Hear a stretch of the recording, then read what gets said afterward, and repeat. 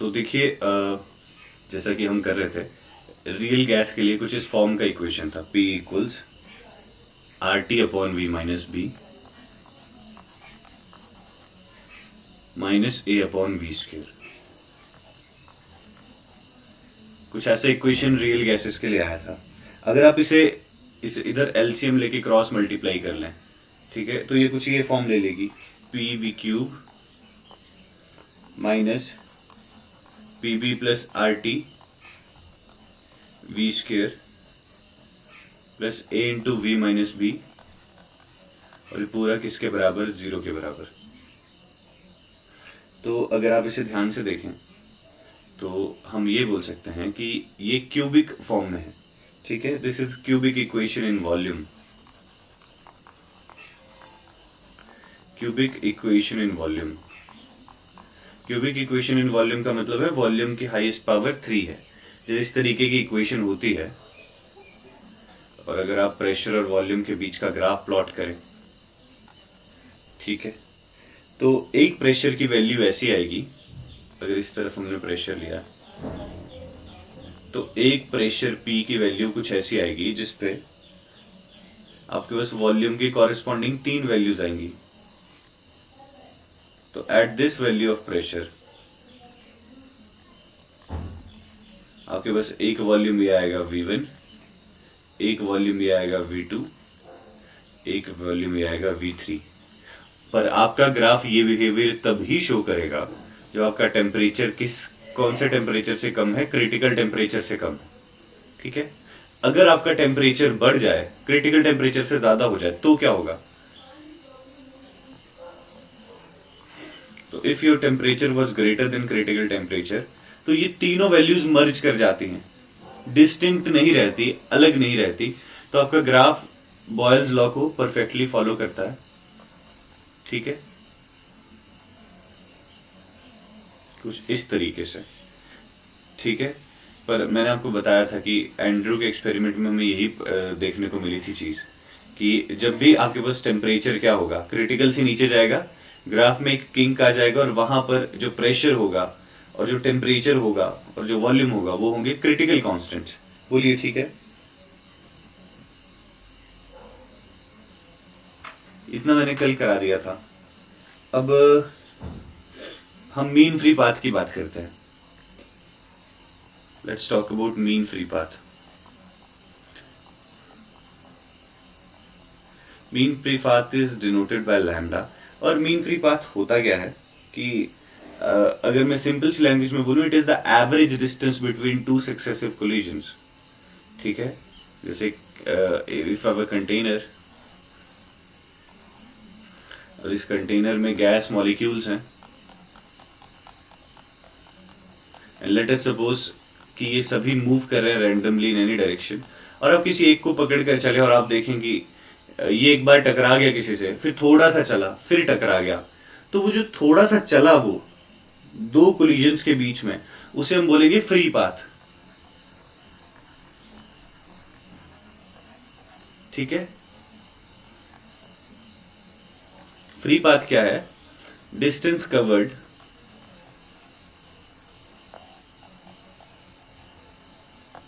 by a particle between two successive collisions. Between two successive collisions. दो बार टकराने से पहले, ठीक है, उन दो बार टकराने के बीच में जितना भी वो चला है, और अगर आप एवरेज निकाल लो उसका, तो मीन फ्री पाथ। तो एवरेज कैसे निकलेगा? जितने भी फ्री पाथ्स हैं सभी को ऐड कर दीजिए, डिवाइडेड बाय टोटल नंबर जो है, ठीक है। और कल मैंने आपको बताया था कि मॉलिक्यूल जितना बड़ा होता है, डी उसका साइज है, तो डी का स्क्वायर के साथ ही क्या होगा, कम होगा। मतलब मॉलिक्यूल जितना बड़ा होगा उसके टकराने के चांसेस बढ़ेंगे, तो वो जितना डिस्टेंस कवर करेगा वो घट जाएगा। और अगर डेंसिटी ज्यादा होगी, नंबर डेंसिटी, जैसे कि इस कंटेनर में मैंने बताया था 1 लाख मॉलिक्यूल हैं, अगर 1 लाख के बजाय 2 लाख हो जाएंगे तो भी टकराने की संभावनाएं ज्यादा होंगी, और क्या होगा, जो लैम्डा है वो कम हो जाएगा, ठीक है। तो यहाँ पर जो प्रोपोर्शनैलिटी हटाएंगे और कांस्टेंट आता है वो कुछ इस फॉर्म का आता है, lambda is equal to 1/√2 pi n d square. अब देखिए हमें इस मीन फ्री पाथ की डिपेंडेंसी चाहिए अलग अलग वेरिएबल्स के साथ, ठीक है। तो इसके लिए हम किसका यूज करते हैं, आइडियल गैस इक्वेशन का यूज करते हैं। और आइडियल गैस इक्वेशन में हम P V is equal to mu R T लिखेंगे। और म्यू क्यों लिखा गया है, बिकॉज यहां पर अगर आप देखें ध्यान से तो एन हमने नंबर डेंसिटी के लिए यूज कर लिया है, n is use for number density. यहां पर डी क्या है, साइज ऑफ मॉलिक्यूल,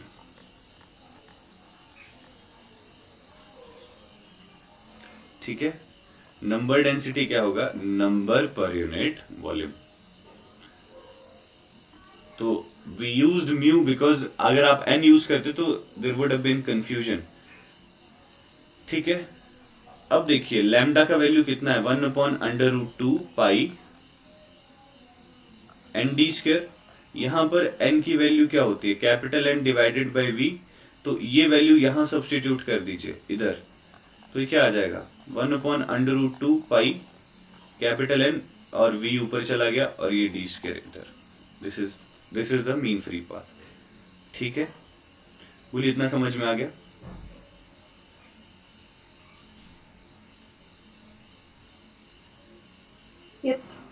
ठीक है। अब देखिए क्योंकि PV is equal to mu R T होता है, तो और आपके पास इधर वी है, तो आप अगर प्रेशर की टर्म्स में निकालना चाहो तो आप क्या करो, वॉल्यूम को mu R T by P लिख दो। और जब आप ऐसा करोगे तो क्या हो जाएगा, 1/√2 पाई, यह आ जाएगा mu R T divided by P और साथ में एन डी स्क्वायर। क्या आपको ये चीज समझ में आ गई।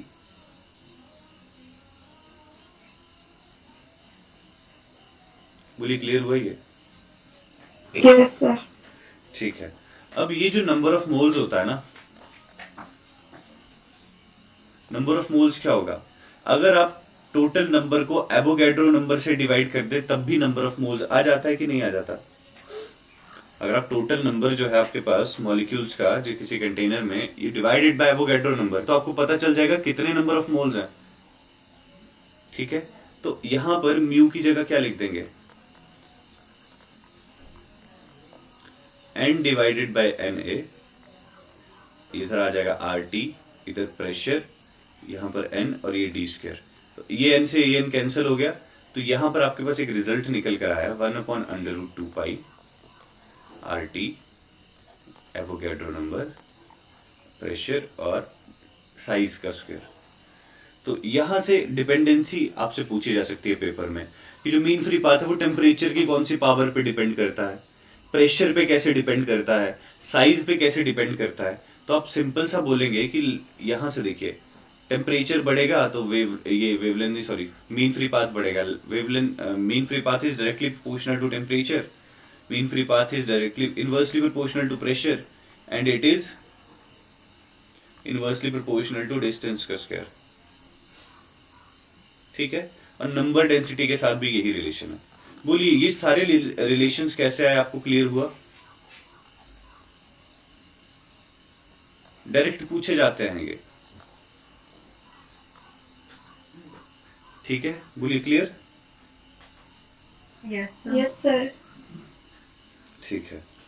तो all you need to remember is this, ये आपको ध्यान रखना है। और जब आपको ये ध्यान है तो PV is equal to mu R T का यूज करके कुछ भी निकल जाएगा, ठीक है। तो शैल वी प्रोसीड, आगे चले।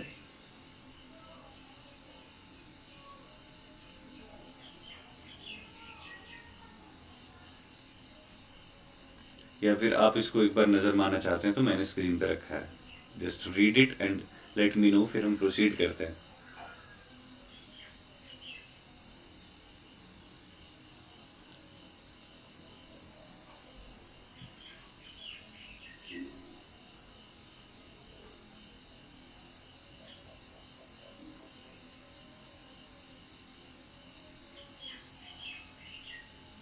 चलते हैं ना।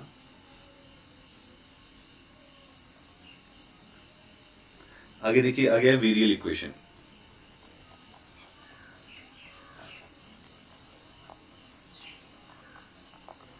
देखिए व्हाट इज वेरियल इक्वेशन, ये समझते हैं कि वेरियल इक्वेशन है क्या। वेरियल इक्वेशन है, अगर आप प्रेशर और वॉल्यूम को मल्टीप्लाई करते हैं, ठीक है, तो हम इसे एक एक्सपेंशन की फॉर्म में लिख सकते हैं कुछ इस तरीके से, alpha plus beta divided by V plus gamma divided by V square plus so on, ठीक है, डेल्टा डिवाइडेड बाय वी की पावर 3। इस तरीके से एक्सपेंशन बढ़ता जाएगा, ठीक है। अब ये जो अल्फा बीटा और गामा है ना, इन्हें बोला जाता है वीरियल कोफिशिएंट्स। दीज आर वीरियल कोफिशिएंट्स, ठीक है। अब देखिएगा, हमें ये वीरियल कोफिशिएंट्स कैलकुलेट करने होते हैं आइडियल गैस और रियल गैस के लिए। तो पहला हम केस ले लेते हैं, let us calculate for an ideal gas. For an ideal gas हम उनके लिए क्या करते हैं, कैलकुलेट करते हैं। तो आइडियल गैस इक्वेशन क्या है, PV is equal to nRT, ठीक है। क्या मैं ये बोल सकता हूं, इसे इस फॉर्म में लिख सकता हूं, PV is equal to nRT plus 0 times 1/v plus 0 times 1/v square plus so on. क्योंकि आप देख सकते हैं कि इस तरफ ना v है ना v स्क्वायर है, ठीक है कि नहीं। इसका मतलब है सिर्फ अल्फा की वैल्यू है इधर, बीटा भी 0 है, गामा भी 0 है। आप समझ रहे हैं।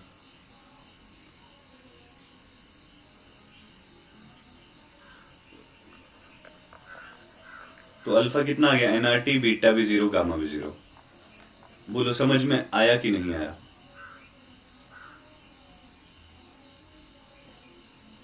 ठीक है, ये आइडियल गैस के लिए सिंपल सा केस था। आपने सिर्फ आइडियल गैस इक्वेशन लिखा, आपके लेफ्ट साइड में PV था, राइट साइड में सिर्फ nRT था, V था ही नहीं, ठीक है। तो आपने कंपेयर करा एंड अल्फा आपके पास आ गया nRT। बोलिए क्लियर। Yes sir.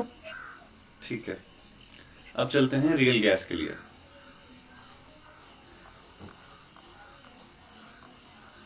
ठीक है, let's go for real gas. और रियल गैस के लिए इक्वेशन ये आती है, P is equal to RT upon V minus B minus A upon V square. तो आपको सिंपल सा V स्क्वायर तो मिल रहा है, 1/V नहीं मिल रहा, तो चलिए वो भी बनाना पड़ेगा ना। तो कैसे बनाया जा सकता है, हम बाइनोमियल एक्सपेंशन का यूज करेंगे। देखिए कैसे, आप यहां पर क्या करें,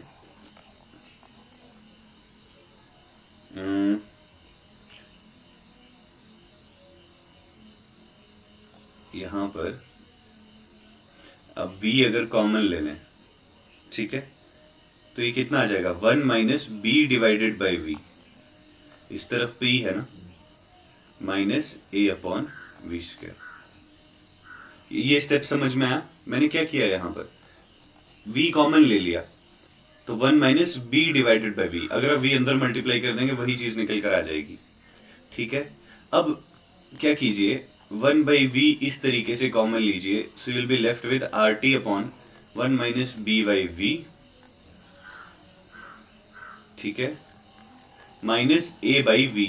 आप समझ रहे हैं, यहां V स्क्वायर था, एक V बाहर ले चुके हैं हम पूरे से ही, और ये V आपको क्रॉस मल्टीप्लाई कर देना है, तो आपके पास PV आ जाएगा। आ गया PV, बिकॉज आपकी वेरियल इक्वेशन में PV है ना, देख रहे हो। तो आपको PV चाहिए ना लेफ्ट हैंड साइड में, PV तो आ गया। पर अब हमें क्या करना है, अल्फा बीटा गामा की वैल्यू निकालनी है। तो let's try to find out. क्या करेंगे, PV is equal to RT, और जब आप इसे ऊपर ले जाएंगे ये बन जाएगा 1 माइनस B अपॉन V की power -1 minus A divided by V। बोलिए, ये स्टेप क्लियर हुआ। Yes sir. ये बन गया 1 minus x raise to the power -n, 1 minus x raise to the power -n। इसका एक्सपेंशन आता है 1 plus nx plus n into n minus 1 x square by 2 factorial plus so on. ये expansion है, तो expand कर दीजिए, ठीक है। तो आपके पास ये कौन सी फॉर्म ले लेगा, ये पीवी किसके बराबर आ जाएगा, आर टी, यह आ जाएगा 1 plus b by V plus b square by b square, कुछ इस तरीके की फॉर्म ले लेगा ये, और साथ में क्या सब्ट्रैक्ट हो रहा है, ए अपॉन वी। ठीक है, तो पीवी किसके बराबर आ जाएगा, आर टी, और एक मिनट, हाँ, आर टी प्लस यह आ जाएगा R T b minus a, और इसके साथ 1 बाई वी, और plus R T b square 1 by V square, कुछ ऐसा लिखिए। फॉर्म समझ में आई? समझ में आ गया? मैंने ये 1 बाई वी वाली एक ये टर्म थी ना, और एक ये टर्म थी, मैंने इकट्ठा कर दिया दोनों को इधर, तो अल्फा कितना है, आर टी आ गया, बीटा कितना आ गया, बी आर टी माइनस ए ना, और गामा कितना आ गया, आर टी बी स्क्र। बोलिए, क्लियर हुआ? तो रियल गैस और आइडियल गैस के लिए क्या है, ये अलग अलग है ना दोनों, समझे? समझ गए? Yes sir. ठीक है, तो वीरियल इक्वेशन क्या है, इस फॉर्म की इक्वेशन है, एक बार फिर से समझ लीजिए। It is an equation of this form, और हमें क्या करना होता है, ये अल्फा बीटा गामा निकालने होता है। तो आइडियल में सीधा अल्फा है ना टी, बाकी सारे जीरो, और रियल गैस में बाइनोमियल एक्सपेंशन से हमें पता चलता है कि अल्फा बीटा और गामा तीनों की कुछ डिस्टिंक्ट वैल्यू है। ठीक है, बोलिए, क्लियर? Yes sir. ठीक है, तो अब हम बात करेंगे, ये यहाँ पर ये पोर्शन खत्म होता है। ठीक है, अब I want you to think of something. आप ये सोचिए कि लेट्स टेक अ कंटेनर, और इस कंटेनर में ये गैस मॉलिक्यूल्स हैं। So these are gas molecules in a container, और काइनेटिक थ्योरी ऑफ गैसेस में हमने ये अज्यूम किया था कि वेलोसिटी 0 से लेकर के इंफिनिटी के बीच में कुछ भी हो सकती है।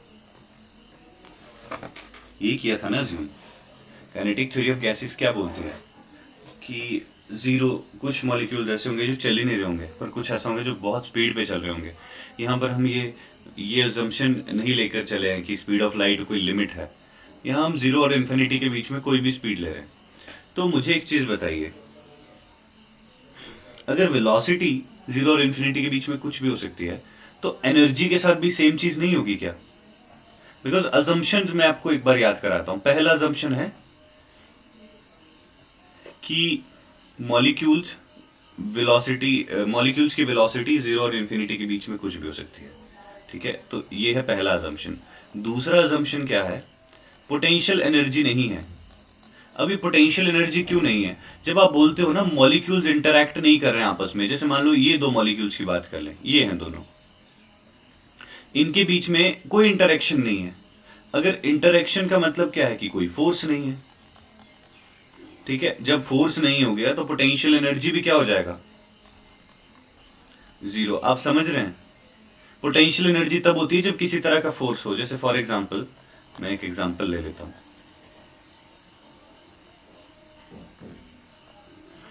जैसे मान लीजिए ये एक चार्ज है Q1 और एक चार्ज है Q2, और ये डिस्टेंस R है इनके बीच में। तो ये अगर दोनों पॉजिटिव हैं तो ये एक दूसरे पे फोर्स लगाएंगे K Q1 Q2 upon R square. इनके बीच में फोर्स है तो इनके बीच में पोटेंशियल एनर्जी क्या आ जाती है, K Q1 Q2 by R। ठीक है, ऐसा ऐसा आपने कुछ पढ़ा होगा। ठीक है, अगर एक पॉजिटिव होता है एक नेगेटिव तो पोटेंशियल एनर्जी नेगेटिव हो जाती। तो ये पोटेंशियल एनर्जी कब आ रही है, जब इनके बीच में इंटरेक्शन है, फोर्स है। अब आप बोल रहे हैं कि मॉलिक्यूल्स इंटरैक्ट ही नहीं कर रहे हैं, इसका मतलब है पोटेंशियल एनर्जी तो होगी नहीं। ठीक है, तो there is no potential energy. तो मैंने बोल दिया कि पोटेंशियल एनर्जी जीरो है because interaction is zero, because there is no interaction between molecules. और अगर मॉलिक्यूल्स के बीच में कोई भी इंटरेक्शन नहीं है तो जो एनर्जी है मॉलिक्यूल्स की वो प्योरली काइनेटिक है, प्योरली काइनेटिक। पोटेंशियल है ही नहीं तो सिर्फ काइनेटिक बचती है। अब काइनेटिक कैसे, जैसे मान लो ये एक मॉलिक्यूल है जिसका मास m1 है, लेट्स से हम ये भी मान के चले वैसे कि सभी का मास सेम है, आइडेंटिकल मान के चले ना, तो मान लो मास m ही ले लो, इसका मास m है, इसकी स्पीड v1 है, तो इसकी काइनेटिक एनर्जी आ जाएगी हाफ m v1 का स्क्वायर। इसी तरीके से कोई और मॉलिक्यूल होगा जिसकी स्पीड कुछ और होगी तो उसकी काइनेटिक एनर्जी आएगी v2 का स्क्वायर, v3 का स्क्वायर। तो अगर आप बोल रहे हैं कि वेलोसिटी की वैल्यू जीरो और इन्फिनिटी के बीच में कुछ भी पॉसिबल है, तो क्या एनर्जी की भी ऐसा एक बैंड नहीं बनेगा जिसमें कोई भी वैल्यू पॉसिबल होगी एनर्जी की? बोलिए। Yes sir. ऐसा ही होगा ना। तो यहां पर कंसेप्ट आता है डेंसिटी ऑफ स्टेट्स का, डेंसिटी ऑफ स्टेट्स का। तो मैं आपको एक एग्जांपल से डेंसिटी समझाने की कोशिश करता हूं, स्टेट्स की डेंसिटी क्या है। मान लीजिए ये एक ट्रैक है,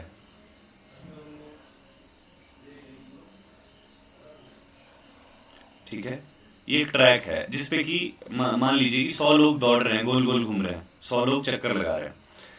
इनमें से कुछ लोग हैं जो बहुत यंग हैं, जैसे मान लीजिए 15 से लेकर के 25 साल की उम्र के हैं कुछ लोग, मान लीजिए 10 लोग ऐसे हैं, ठीक है। फिर 25 से 35 के हैं 10-15 लोग, फिर 35 से लेकर के 45 तक, और इस तरीके से आपके पास लेट्स से 80 से लेकर के 95 तक के भी लोग हैं 10 कर।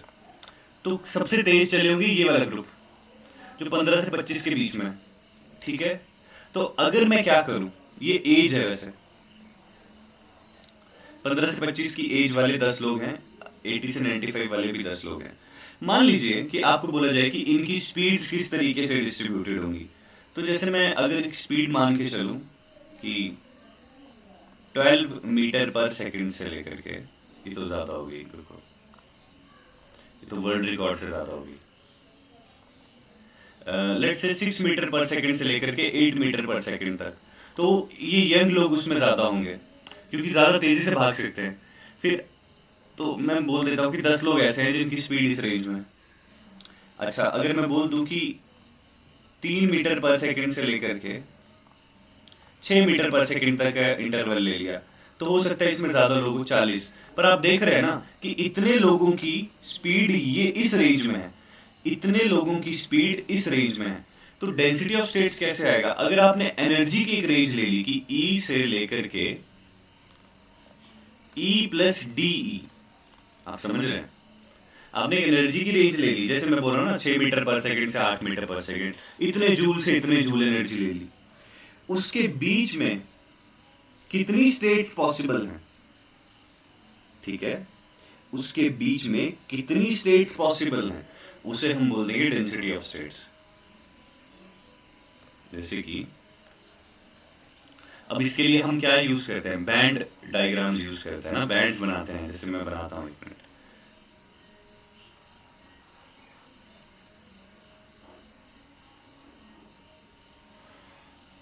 तो मैं बैंड बनाता हूं, मैंने ये बैंड बना दिया और मैंने बोल दिया कि एनर्जी ऊपर की तरफ को बढ़ रही है, energy is increasing like this. तो कोई भी मतलब half mv square velocity change होती जाएगी, तो ऐसे अलग अलग वेलोसिटीज क्या हो जाएंगी, पॉसिबल हो जाएंगी, ठीक है। Different velocities will be possible. तो ये जो लेवल्स है ना, एनर्जी लेवल्स, ये भी एक्सटेंड कहां से कहां को करेंगे, will extend from 0 to infinity.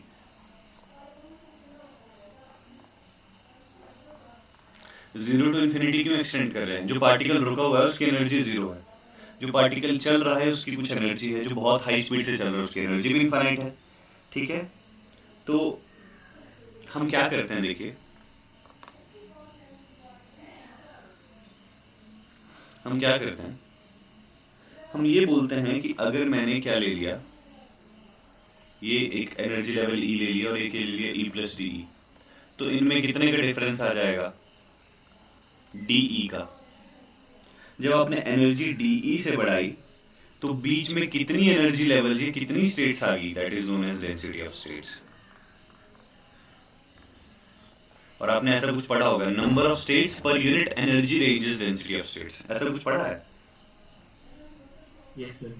हाँ, तो ये वही है। अब हम कोई एक पर्टिकुलर एनर्जी लेवल सेलेक्ट करते हैं, जैसे यहाँ पर बैंड लिया था हमने, तो हमने सिर्फ एक एनर्जी लेवल लिया जिसे हम बोल देते हैं EI। तो अब आपने क्वांटम में डीजेनरेसी पढ़ी होगी कि एक एनर्जी के कॉरस्पॉन्डिंग डिफरेंट डिफरेंट स्टेट्स आती हैं। जैसे कि अगर मैं यहाँ पर एग्जांपल लूँ, if I take an example of जो पार्टिकल इन अ बॉक्स करते हैं ना, ठीक है, तो 2 डायमेंशनल बॉक्स के लिए क्या एनर्जी आएगी, nx plus ny pi square h bar square upon 2ml square, यही आती है ना। This is the energy of a particle in a box in 2 dimension.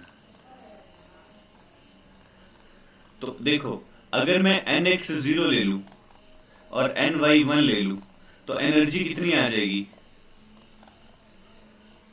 Pi square h bar square upon 2ml square. और अगर मैं nx को क्या ले लूं, 1 ले लूं और ny को 0 ले लूं, तब भी एनर्जी यही आएगी, pi square h bar square upon 2ml square. तो मेरे पास 2 स्टेट्स हैं, एक 0 1 और एक 1 0। स्टेट्स 2 हैं, एनर्जी दोनों की सेम है, इसे बोलते हैं डीजेनरेसी। अगर ये 2 स्टेट्स ऐसी आ गई जिनकी एनर्जी सेम है तो 2 फोल्ड डीजेनरेसी है। बोलिए, बात समझ में आ गई? Yes sir. ये हम क्वांटम में पढ़ चुके हैं वैसे, कि 2 फोल्ड डीजेनरेसी का मतलब है कि स्टेट्स अलग है पर एनर्जी सेम है।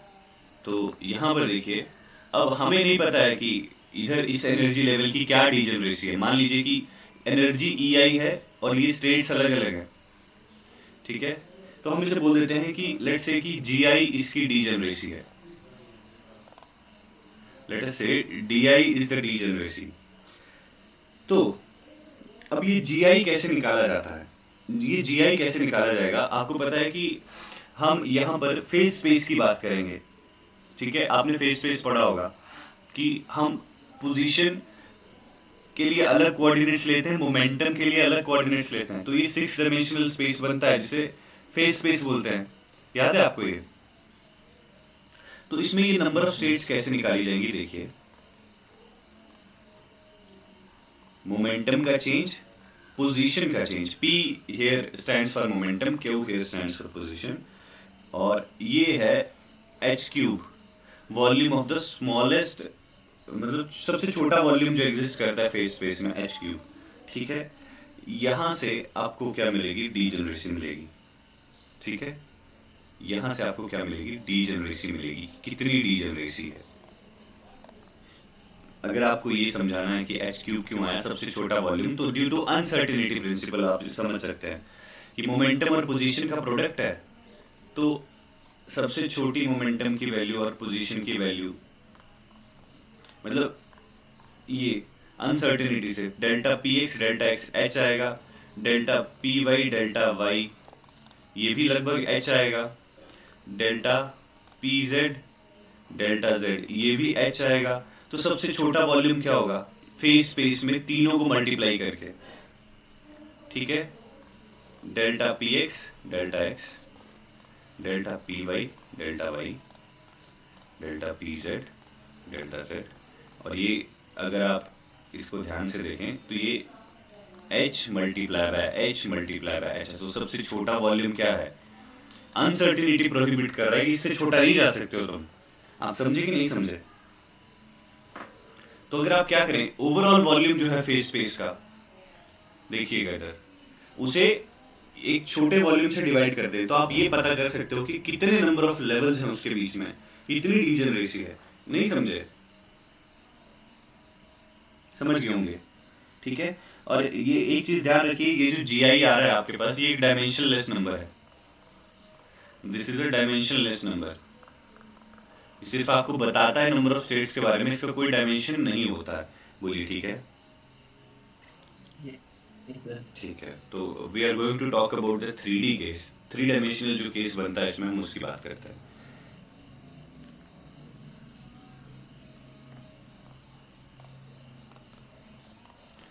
तो यहाँ पर मैं डिस्कस कर ही चुका हूँ कि अगर आप टोटल एनर्जी की बात करते हैं ना, तो टोटल एनर्जी किस किस का सम है? Kinetic energy plus potential energy. और क्योंकि मॉलिक्यूल्स के बीच का इंटरेक्शन आप कंसिडर नहीं कर रहे हैं, इसका मतलब क्या है कि this term is going to be zero. तो आपके पास प्योरली टोटल एनर्जी p²/2m इस फॉर्म में होगा। ये आपको पता ही होगा कि अगर मैं हाफ mv² लिखूं और मैं क्या कर दूं,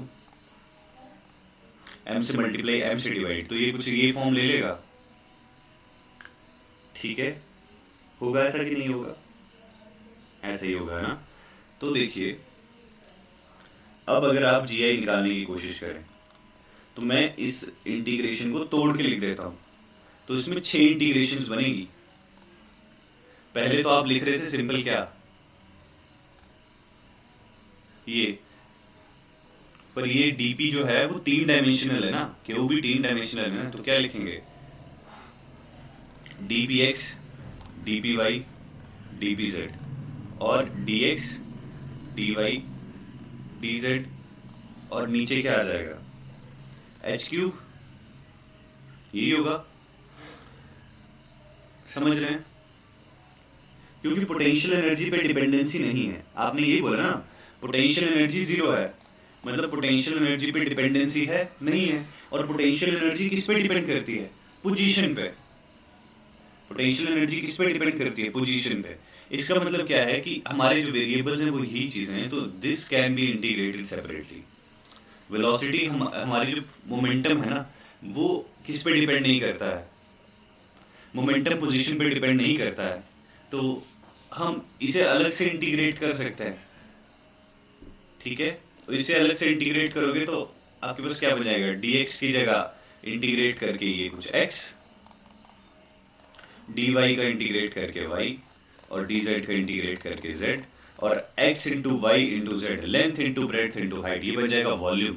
वॉल्यूम को बाहर लिख लिया। तो अब आपके पास 6 के बजाय 3 इंटीग्रल हैं और मोमेंटम है dpx, dpy, dpz। ठीक है, क्लियर?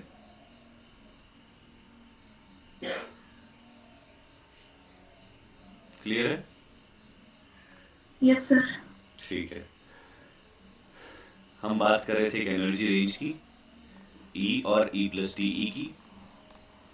ठीक है, जहां पर एनर्जी में हल्का से इंक्रीमेंट करके हमने एक बैंड जैसे लेने की कोशिश की थी। और अगर हम p²/2me, मतलब एनर्जी और मोमेंटम का रिलेशन देखें, तो मोमेंटम का स्क्वायर जो होता है वो किसके बराबर आ जाता है, 2me, इसके बराबर।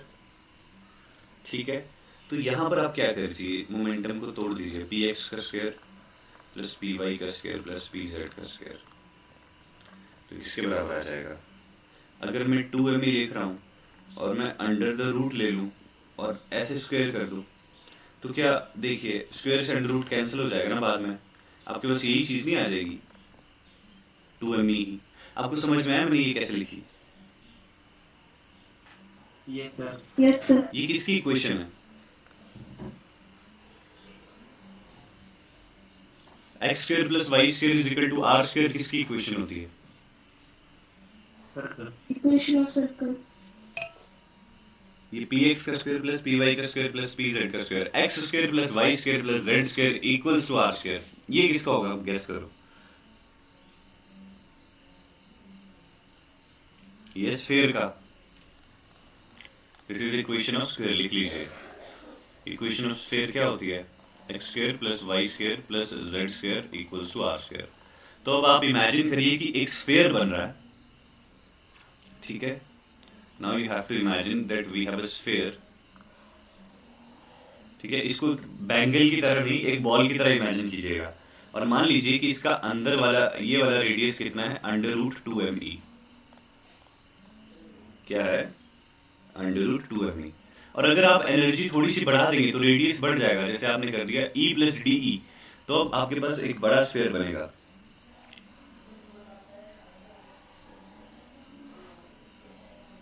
और ये क्या होगा, √2m E प्लस डी ई। बोलिए पहले ये चीज समझ में आई? Yes sir. अगर आप क्या कर दो, बाहर वाले का वॉल्यूम निकाल दो, अंदर वाले का वॉल्यूम सब्ट्रैक्ट कर दो, तो आपके पास सिर्फ ये वाला वॉल्यूम बचेगा और वही आपको नंबर ऑफ स्टेट्स दे देगा।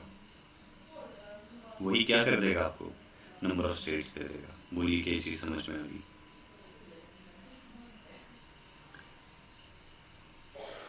आई होप आपको समझ में आ गई हो। अगर आप सिर्फ वॉल्यूम निकाल लेना ये वाले रीजन का, ठीक है, तो ई और डी ई के बीच में कितनी स्टेट्स हैं? अगर आप ये वॉल्यूम निकालें, जैसे मान लो आप सिर्फ ये वॉल्यूम निकालें बाहर वाले स्फीयर का, तो आपको पूरी स्टेट्स मिलेंगी।